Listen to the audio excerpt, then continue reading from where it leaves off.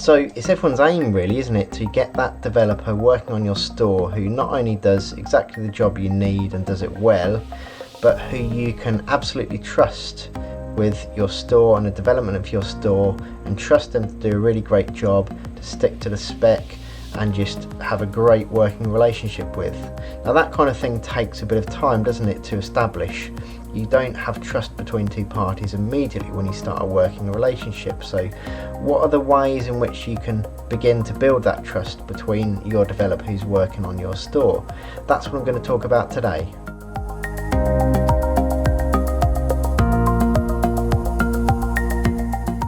So the first thing I'll say is that your developer's actually going to be really keen to build up a trusted working relationship with you. Why? Well, the more trust there is between the two parties, basically the smoother your project's going to go.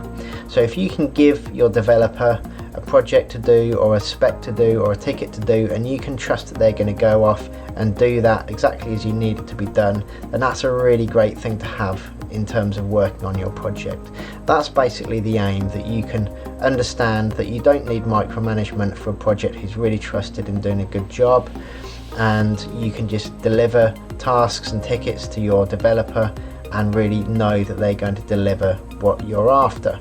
So today I'm going to talk about a few things that you can do to build up that trust with your developer, and the things that you should look out for on the developer side as well.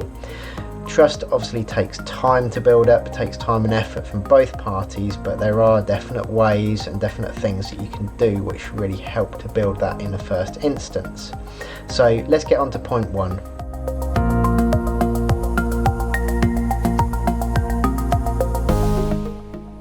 Sometimes a project just has to hit the ground running, doesn't it? It has to get going really quickly, and you've got a deadline to work to, and you just got to get things moving, and that's fine. But other projects, you might have a bit more time, you might have a bit more lenience on how quickly things need to be done and how quickly the work needs to be delivered. If that's the case for you, then my first suggestion is to take it slow at the start. So don't give your developer loads of work to complete in the first month or so. Give them little bits to work on, see how they react, see how they deliver it, see how much time it takes them, and that way you'll both get a bit of a better feel to actually how it is working together. So you can talk to them as much as you like before, and you can get a feel on paper for how it's like working with that particular developer, but realistically, until the project actually starts and they actually start doing the work and starting to deliver things, you can't know exactly how that working relationship is going to be. So taking it slow at the start is a really good way just to ease into things, and let that stretch to the first invoicing period as well, so you can get a feel for how much you're going to be invoiced for the amount of work that you've given, and if that works for your budget, and just give you both parties a really good feel for how each other works. And this goes the first steps towards building trust between the two parties, and ultimately you want to build enough trust that that becomes your go-to developer, isn't it? And that's what the developer will hope for as well. So take things slow at the start.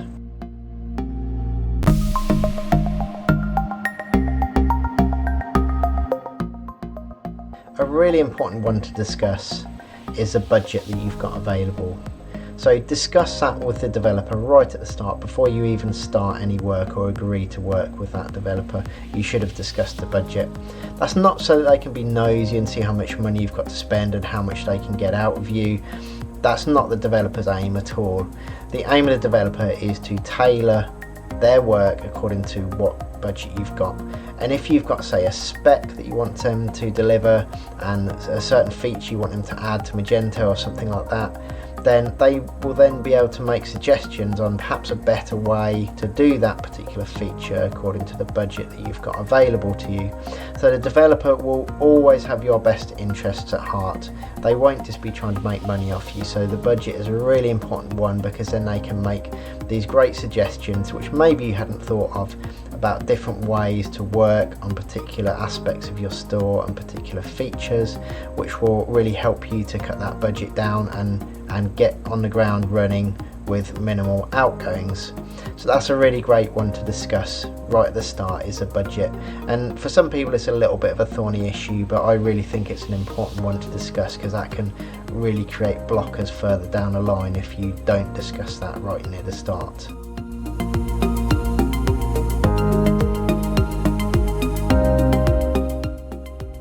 This is one that I think maybe isn't needed in every case, but I think it can be useful, and that's to sign some kind of contract between the two parties. So this can cover anything that you think has come up as an important point to get written down and signed off by both parties during your discussions before work has started. So it could be anything from money matters, sort of invoicing regularity, the hourly rate or the fixed price that you're going to be paying for the developer to do their work, to anything like ownership of assets. It can cover anything that you think is important. If you're working with a developer who is very well established and they've got a really good work history, great references, and they're someone who comes, really well recommended by others, you might not even want to sign a contract or go down this route. That's really up to you as a business and what you feel is necessary for that particular project. But I think it's a good one to bear in mind, because sometimes it can be a useful one just to refer back to in the future if you've got particular issues that you need discussing, and hopefully that's covered off in the contract that both of you have signed. So have a think about that one. It's not for every project, it's really a personal preference one, this. From my experience, many clients don't require me to sign a contract. I'll often sign an NDA. I would have no issues with signing a contract if they wanted me to. So it's not something that would be off-putting to a developer. So think about it, and if you feel like it's necessary for your project, then there's no harm in signing a contract, just to put things written and signed.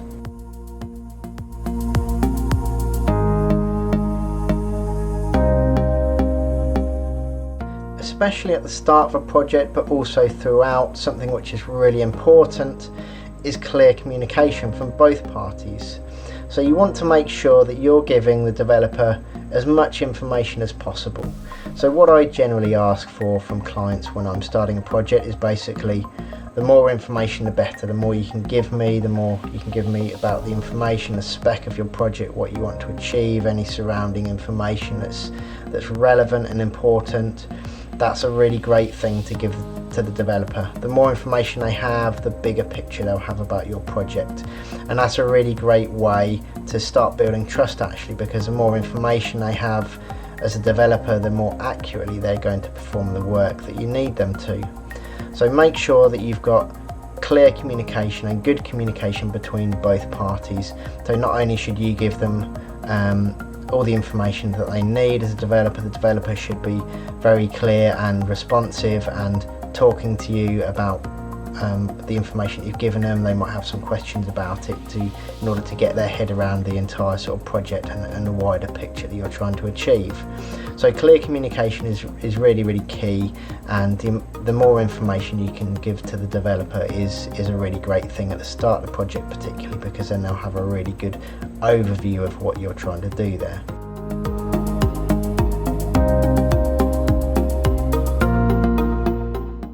So the last point I want to talk about is availability. Again, this is a two-sided one, so you want availability from the developer, but you also want to be available to that developer. So I'm sure you'll agree there's nothing worse than a developer kind of disappearing off the face of the earth for a few days or weeks sometimes, and you just not being able to get hold of them. That's really, really frustrating as a client, and it is a really good way for the developer to undermine any trust that they might have built already with you. So it's not something that you want to see in a developer if they are being limited availability and are not really being able to get hold of them. You might be starting to think about moving to a new one.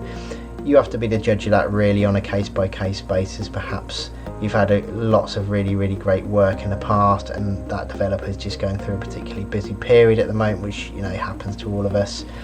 But yeah, take that on a case-by-case basis. But if the developer is not available consistently for a fairly long period of time, then yeah, you're probably going to start thinking about moving elsewhere. And that's probably the right thing to do, to be fair, because you you know, you've got the money and you've got the time and the budget, and you want to be working on your project. You want someone who's active and available and responsive to your messages. So it also goes on the other side as well. So you need to make yourself available to the developer. The developer will understand if they don't get an immediate response from the client. That's not really a problem. You know, as a developer myself, we understand that you have things to do and you can't always get back to us immediately, but try and get back as soon as is practical for your current workload, purely for the reason that if it takes a long time for you to get back consistently, then the developer might just run out of work, so it might sort of slow the project down a bit. It's not the end of the world, but it's a good one if you can be available, because the developer then also feels supported if they know that you're there and you can answer questions if they need you to, and if they've got sort of questions about a spec and they can't really proceed on that particular ticket or spec without getting an answer, then they're probably less keen. If it's near the start of the project, they're less keen to sort of come to a conclusion on the best way to do it themselves, and they'd rather confirm with you first. So be as available as you can, and that's a great way if both parties are communicating well and they're both available.